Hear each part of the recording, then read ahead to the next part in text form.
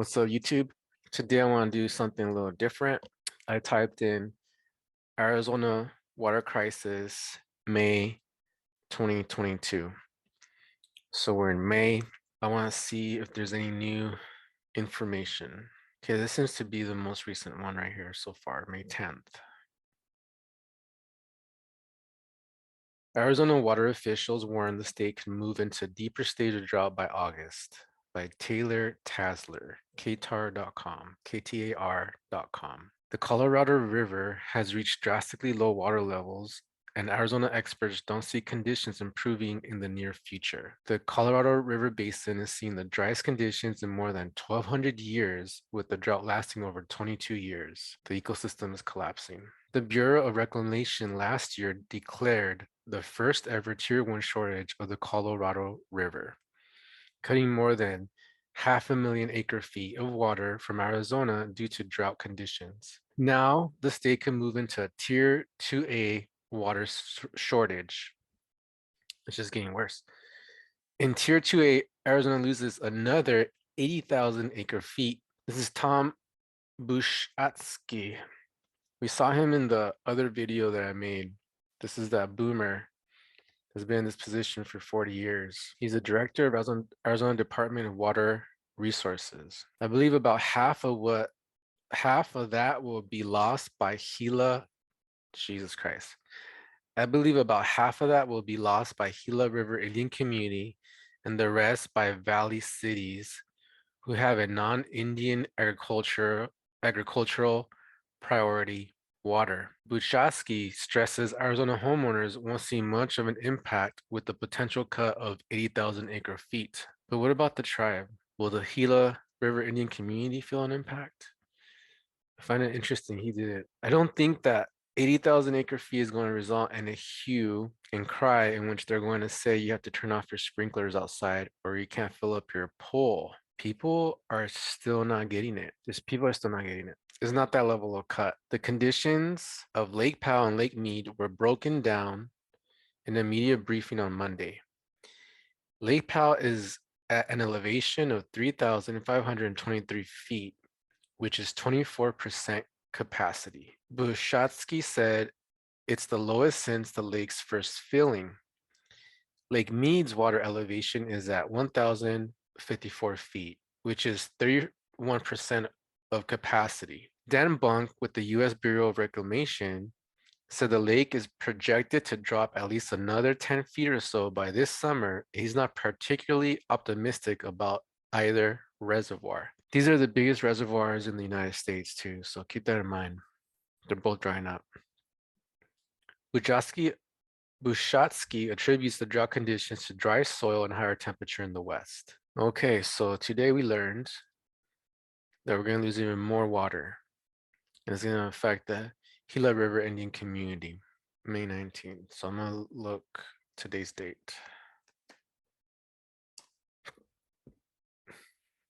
So this is from The Conservation. Grim 2022 drought outlook for Western U.S. offers warnings for the future as climate change brings a hotter, thirstier atmosphere. Much of the Western U.S. has been in the grip of unrelenting drought since early 2020. The dryness has coincided with record-breaking wildfires, intense and long-lasting heat waves, low stream flows, and dwindling water supplies in reservoirs that millions of people across the region rely on. Heading into the summer, the outlook is pretty grim. The National Weather Service's latest seasonal outlook, issued May 19, 2022, describes drought persisting across most of the West and parts of the Great Plains. One driver of the Western drought has been persistent La Nina conditions in the tropical Pacific since the summer of 2020. During La Nina, cooler tropical Pacific waters help nudge the jet stream northward. That tends to bring fewer storms to the southern tier of the US and produce pronounced drought impacts in the Southwest. The other, and perhaps more important part of the story, is the hotter and thirstier atmosphere caused by a rapidly warming climate.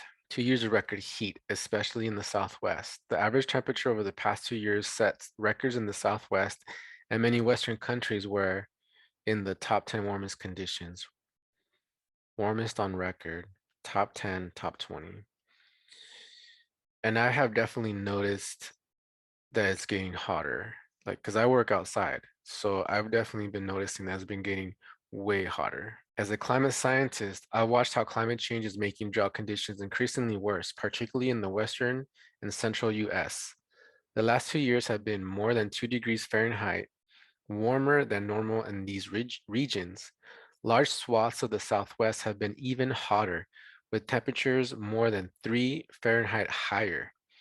Studies suggest that the Southwest ongoing 20-year drought is the most severe in at least 1,200 years based on how dry the soils are. A hotter atmosphere sucks more moisture from the soil.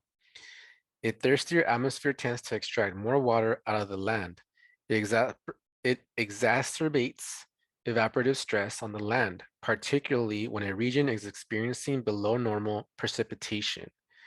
High evaporative stress can rapidly deplete soil moisture and lead to hotter temperatures as the evaporative cooling effect is diminished. All this creates hydroclimate stress. All this creates hydroclimatic stress for plants, causing restricted growth, drying, and even death. As a consequence of a warming climate, the US Southwest has seen an 8% increase in this evaporative demand since the 1980s. This trend is generally happening across other parts of the country. This thirstier atmosphere is turning what would otherwise be near normal or moderately dry conditions into droughts that are more severe or extreme. As the climate heats up further, the increasing atmospheric thirst will continue to intensify drought stress, with consequences for water availability, long-lasting and intense heat stress, and large-scale ecosystem transformation. This makes a lot of sense. Potential evapotranspiration, a widely used measure of atmospheric thirst, shows an increasing trend for the US Southwest over the last 4 decades. So this is the 1980s, and look at how much it's gone up. This is pretty intense. And this is pretty much my lifetime.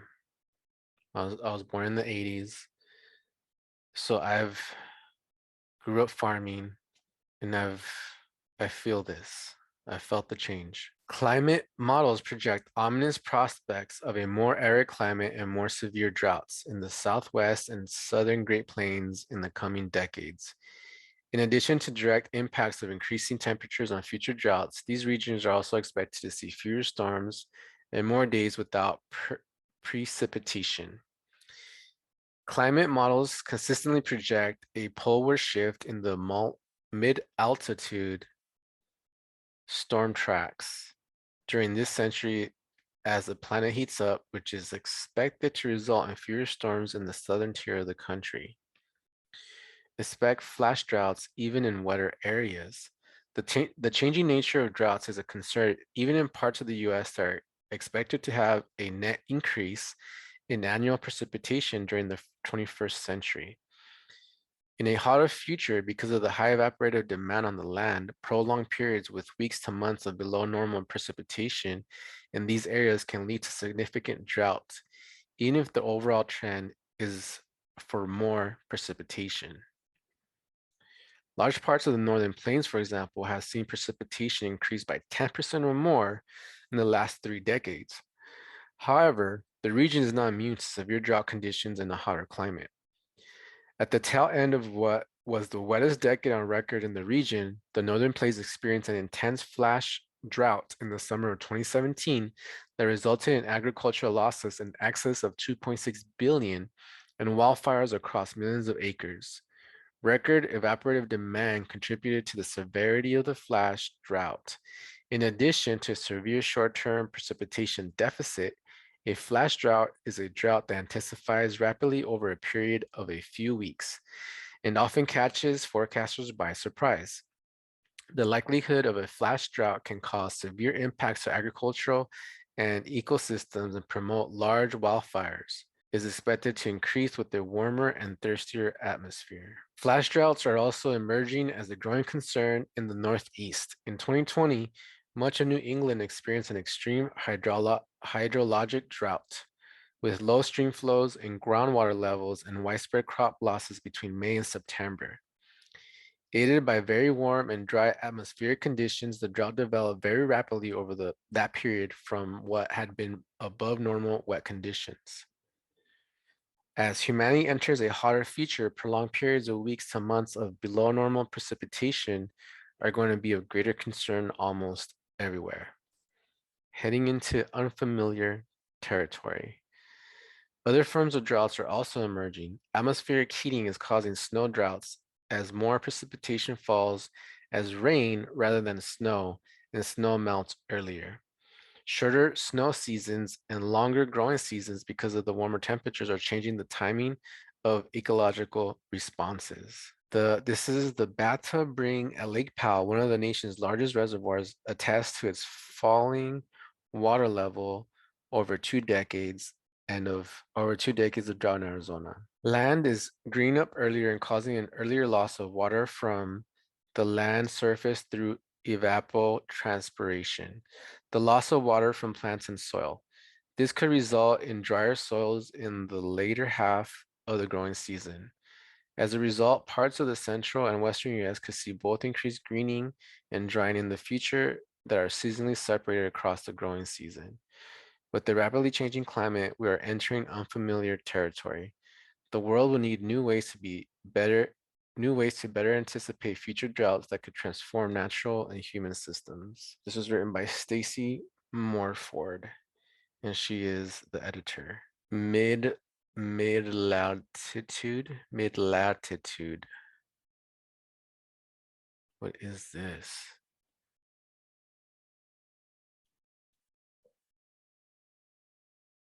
I don't want to accept cookies. So I'll just read it like this. I don't accept cookies on the website, so this is how it's going to be. So this is a study. Enhance poleward propagation of storms under climate change by Talia Tamarin Brodsky and Yohai Kaspi. Nature Geosciences. Earth's mid-latitudes are dominated by regions of large atmospheric weather variability, often referred to as storm tracks, which influence the distribution of temperature, precipitation, and wind in the extratropics. Comprehensive climate models forced by increased greenhouse gas emissions suggest that under global warming, the storm tracks shift poleward. While the poleward shift is a robust response across most models, there is currently no consensus on what the underlying dynamical mechanism is. Here we present a new perspective on the poleward shift, which is based on the Lagrangian view of the storm tracks. We show that in addition to a poleward shift in the genesis latitude of storms, associated with the shifts in baroclinicity, the latitudinal displacement of cyclonic storms increases under global warming. This is achieved by applying a short tracking algorithm to an ensemble of CMIP5 models.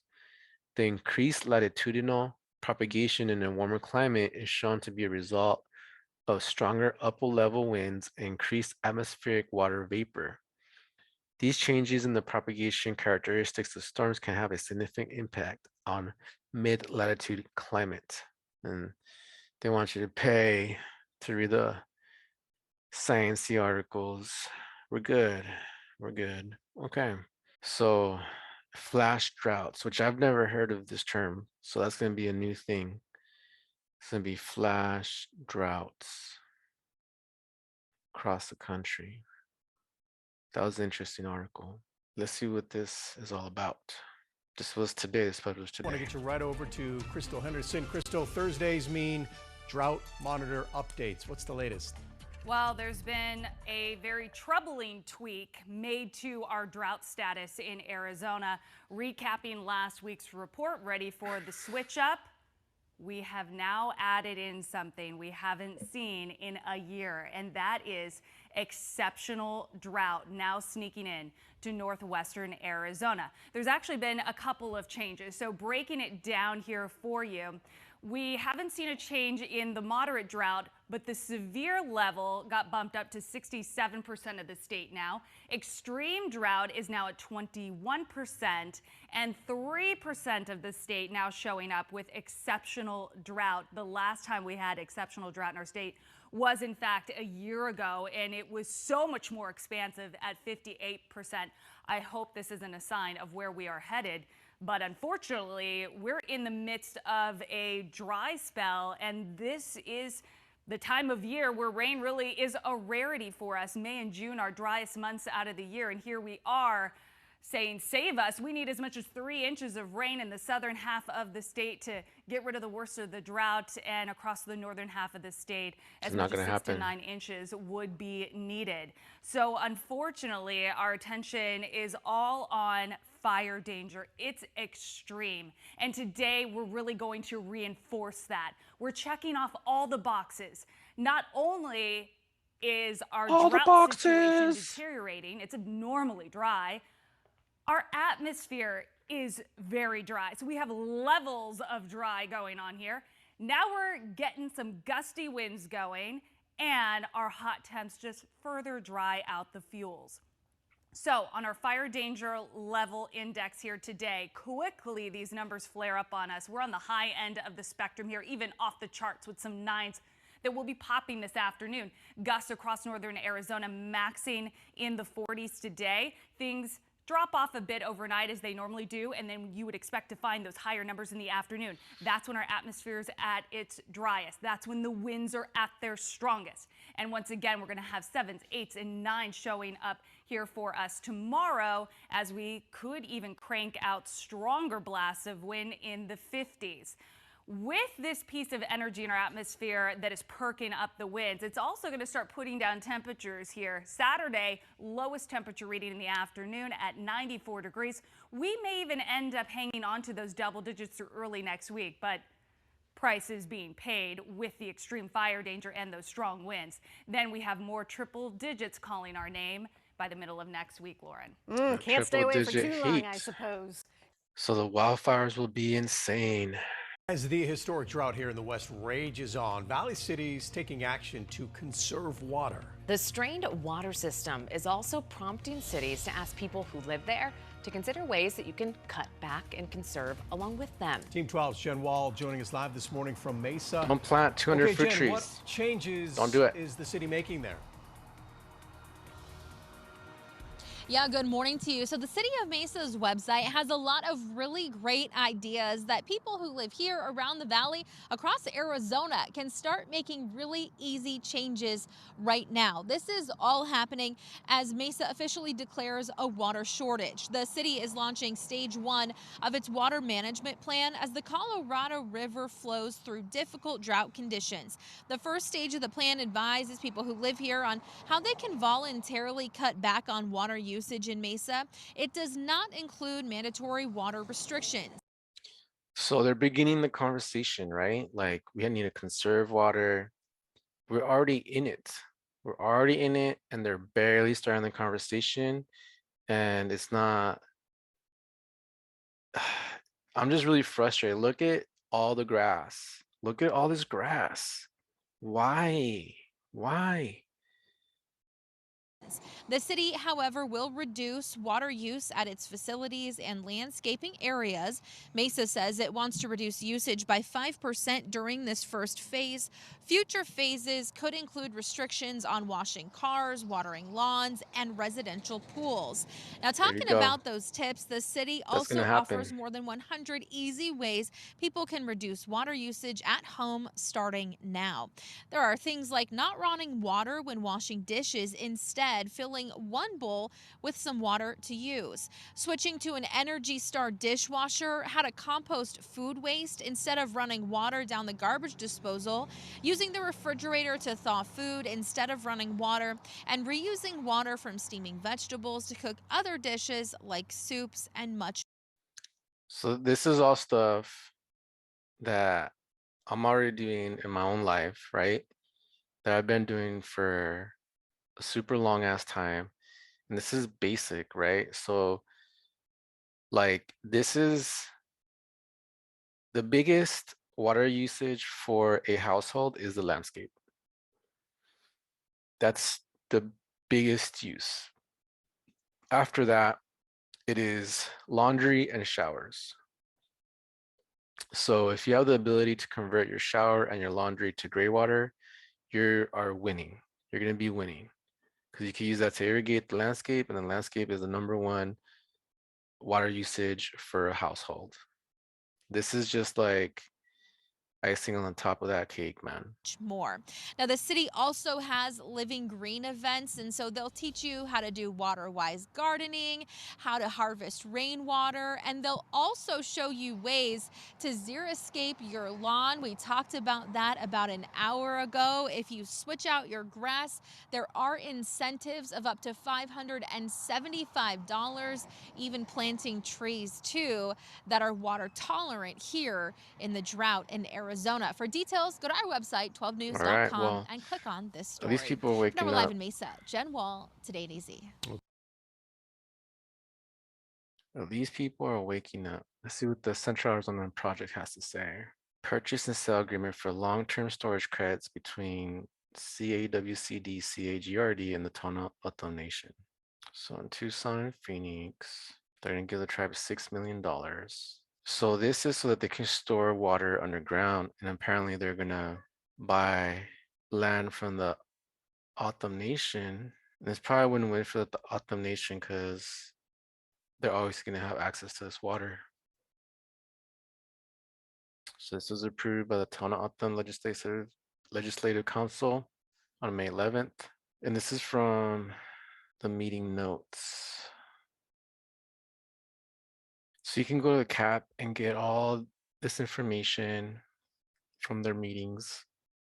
I find this useful sometimes. Like I learned that they're working with the Tohono O'odham Nation for long-term water storage. Those agreements are being made right now in this drought. All right, so we're gonna wrap it up here because we're already on page 4. So that was kind of the news roundup for the Arizona water crisis for May 19th, 2022. I'm gonna try to do these every month and just kind of update folks on what's going on with the drought. Remember, fuck raised beds. Don't plant 200 fruit trees in your urban lots.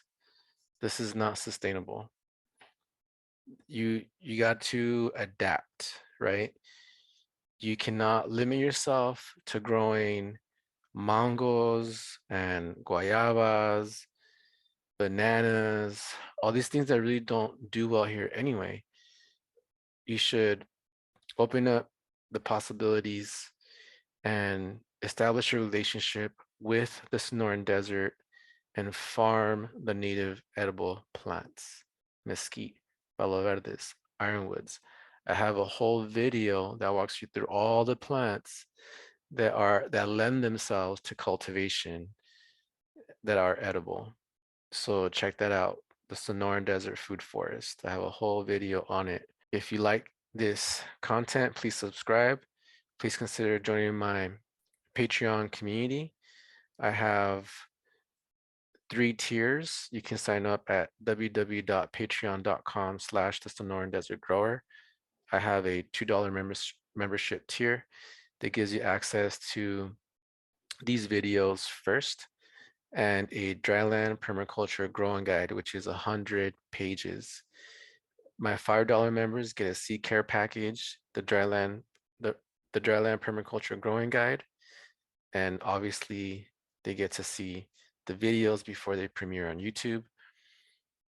And my $10 members get the dryland permaculture growing guide, the seed care package, and a pound of my custom mineral mix so you can make your own soil, you can top dress plants.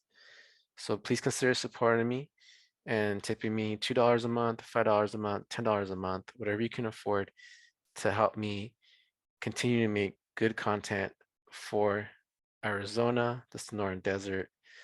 I feel that there's a lot of people out there doing things that are just not appropriate for the Sonoran Desert. The growing methods are all out of whack, right? So I'm trying to bring some sanity to it.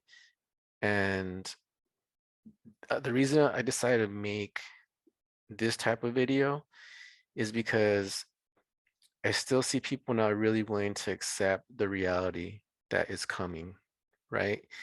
And all these people are setting up their garden infrastructure to fail. And I've been saying it for over 10 years. When the drought comes, you're gonna have to cut all your fruit trees. And I've told people, so now it's coming, the drought is coming, and you need to prepare yourself. You need to establish a garden that can handle the drought.